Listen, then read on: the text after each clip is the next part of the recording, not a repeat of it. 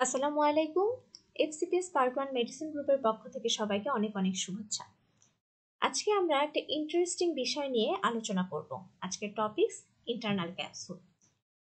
What is internal capsule? Internal capsule এটা হচ্ছে একটা মেজর হোয়াইট ম্যাটার স্ট্রাকচার এবং one kind of projection fibres. Projection fibres কি? Projection fibres হচ্ছে যে ফাইবার্সগুলো সেরিব্রাল কর্টেক্সকে ব্রেনের আদার পার্টসের সাথে কানেক্ট করে। তো ইন্টারনাল ক্যাপসুলের মাধ্যমে সেরেব্রাল কর্টেক্স থেকে ব্রেইন স্টেম এবং স্পাইনাল কর্ডে ইম্পর্ট্যান্ট মোটর, সেন্সরি এবং কগনিটিভ ইনফরমেশনগুলো ট্রান্সফার হচ্ছে। ইন্টারনাল ক্যাপসুলের পার্টস কি কি আছে? ইন্টারনাল ক্যাপসুলের পার্ট হচ্ছে 5টা: anterior limb, genu, posterior limb, sublentiform part এবং রেট্রোলেন্টিফর্ম পার্ট। এই সাবলেন্টিফর্ম পার্ট এখানে হচ্ছে এইটার মেডিয়াল জেনিকুলেট বডি থেকে অডিটরি রেডিয়েশন কানেক্ট হয় এবং রেট্রোলেন্টিফর্ম পার্টে ল্যাটারাল জেনিকুলেট বডি থেকে অপটিক রেডিয়েশনের কিছু ফাইবার্সগুলো এখানে আসে। তো এটা আমরা একটা নিমোনিক দিয়ে মনে রাখতে পারি, যেমন হচ্ছে আই অ্যাম হিয়ারিং, মানে এখানে আই হচ্ছে ইনফিরিয়র কলিকুলাস লেভেলে, এম দিয়ে হচ্ছে মিডিয়াল জেনিকুলেট বডি এবং হিয়ারিং হচ্ছে অডিটরি রেডিয়েশন, মানে ইনফিরিয়র কলিকুলাস লেভেলে যে মিডিয়াল জেনিকুলেট বডি থেকে এই অডিটরি রেডিয়েশনগুলো আসছে এবং সেটা কানেক্টেড বা পাস করে হচ্ছে সাবলেন্টিফর্ম পার্ট দিয়ে।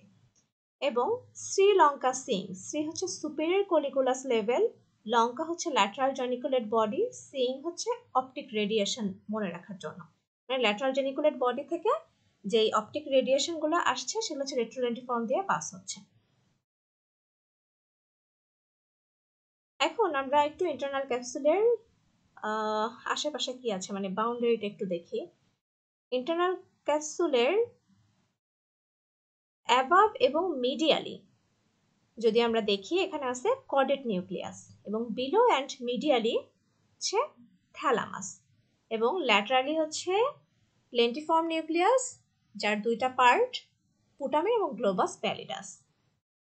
একটা ইন্টারনাল ক্যাপসুলে যদি লেশন হয়, একটা পেশেন্ট আমাদের কাছে ক্লিনিক্যালি কি নিয়ে প্রেজেন্ট করবে এটা জানার আগে আমাদের একটু এটা ব্লাড সাপ্লাইটা জানাটা জরুরি।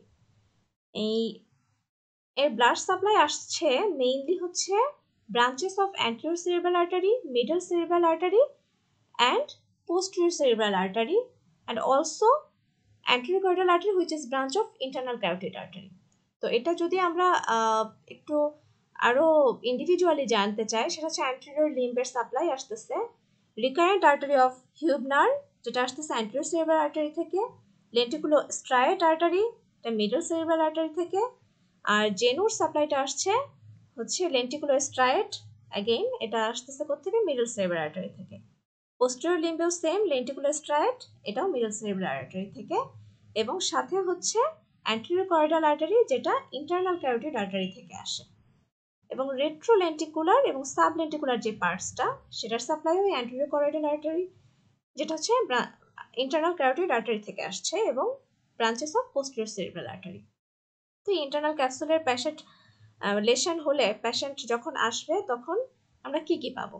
এই পেশেন্টের ক্ষেত্রে আমরা motor, sensory or sensory motor loss পাবো, এবং face equal to arm equal to leg, তার মানে হচ্ছে পেশেন্টের সেম সাইডে ফেস, আর্ম এবং লেগ ইনভলভড হবে। এবং এখানে পসিবল প্রোফাউন্ড ডিসআর্থ্রিয়া পাবো যদি কর্টিকো বালবার ফাইবার্সগুলা লেশন হয়। আর এখানে কিন্তু কোনো ধরনের ডিসফেশিয়া অথবা আদার কর্টিক্যাল ডেফিসিটস থাকবে না, তার মানে পেশেন্টের ল্যাঙ্গুয়েজ, কম্প্রেনশন এবং কগনিশন ইনট্যাক্ট থাকবে এবং কনসাসনেসটা প্রিজার্ভ থাকবে। এখন একটা পেশেন্টের এটা কি কর্টিক্যাল স্ট্রোক নাকি ইন্টারনাল ক্যাপসুলার স্ট্রোক, এটা আমরা কিভাবে ডিফারেন্সিয়েট করব? তো একটা যদি হচ্ছে এখানে গেজ প্রিফারেন্স অথবা গেজ ডেভিয়েশন থাকে, এক্সপ্রেসিভ আর রিসেপটিভ অ্যাফাসিয়া অথবা ভিজুয়াল ফিল্ড ডেফিসিট, এবং আর সাথে যদি হচ্ছে ভিজুয়াল আর স্পাশিয়াল নেগলেক্ট থাকে, মানে এই যে যে সাইনগুলা এগুলোর যে কোনো একটা যদি প্রেজেন্ট থাকে তাহলে আমরা এটা চিন্তা করব কর্টিক্যাল স্ট্রোক, এটা ইন্টারনাল ক্যাপসুল স্ট্রোক না। এই যে একটা পিকচার এখানে যেমন দেখা যাচ্ছে, যে এখানে কি দেখা যাচ্ছে যে একটা পেশেন্টের ফেসের লোয়ার পার্ট, আপার লিম্ব এবং লোয়ার লিম্ব এফেক্ট হচ্ছে। এটা কিন্তু সেম সাইডে। তার মানে লেশনটা কোথায়? লেশনটা হচ্ছে আমার অপোজিট সাইডের ইন্টারনাল ক্যাপসুলে। মানে এটা হচ্ছে লেফট ইন্টারনাল ক্যাপসুল যদি এফেক্ট হয়, তাহলে আমার রাইট সাইডে আপার motor neuron type of seventh nerve palsy এবং সেম সাইড এর হচ্ছে আপার এবং লোয়ার লিম্ব হেমিপ্লেজিয়া নিয়ে আসবে। এখন আমরা যদি এই যে একটা সিটি এবং এমআরআই ফাইন্ডিংস দেখি, এখানে কি এই যে ছোট্ট একটা ইনফার্কশন আর কি, ল্যাকুনার ইনফার্কশন নিয়ে এসেছে পেশেন্ট, তো এই লেফট ইন্টারনাল ক্যাপসুলে। তো এই ক্ষেত্রে আমরা কি পাবো?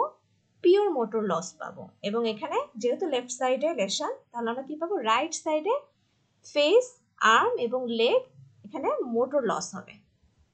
আর যদি এখানে থ্যালামাস, শুধু থ্যালামাস ইনভলভ হয়, তাহলে সেক্ষেত্রে আমরা পিওর সেন্সরি লস পাবো রাইট সাইডে। মানে রাইট সাইডে ফেস, আর্ম এবং লেগে শুধুমাত্র সেন্সরি লস হবে। আর যদি বোথ ইন্টারনাল ক্যাপসুল এবং থ্যালামাস ইনভলভ হয়, তাহলে সেক্ষেত্রে both motor and sensory loss হবে। এখন এরকম একটা কন্ডিশন, যেমন হচ্ছে মিডল সেরেব্রাল আর্টারির ব্রাঞ্চ, এটা হচ্ছে মাইক্রো অ্যানিউরিজম ফর্মেশন হয় এবং এই মাইক্রো অ্যানিউরিজমটা রাপচার হয়ে ইন্ট্রাপ্যারেনকাইমাল হেমোরেজ হচ্ছে, যেটা ইনভলভ করে ইন্টারনাল ক্যাপসুল এবং থ্যালামাস দুইটাকেই। তো সেক্ষেত্রে আমরা কি পাবো? Both motor and sensory loss পাবো। এই কন্ডিশন, এরকম একটা কন্ডিশন যেটার নাম হচ্ছে চারকট বোচার্ড অ্যানিউরিজম। ওকে, এখন আমরা একটু দেখি যে এই ইন্টারনাল ক্যাপসুল দিয়ে কি কি ফাইবার গুলো পাস হয়। এটা মনে না রাখলেও চলবে, জাস্ট জানার জন্য। অ্যান্টেরিয়র লিম্ফ দিয়ে যাবে anterior thalamic radiation and corticopontine fiber, জেনুতে superior thalamic radiation and cortico nuclear fiber, posterior লিম্বে superior thalamic radiation, corticospinal, corticorubral, corticopontine fiber. আর সাবলেন্টিফর্মে হচ্ছে অডিটরি রেডিয়েশন অ্যান্ড রেট্রোলেন্টিফর্ম পার্টে হচ্ছে পোস্টেরিয়র থ্যালামিক রেডিয়েশন এবং অক্সিপিটোপন্টাইন রেডিয়েশন। Thanks everyone.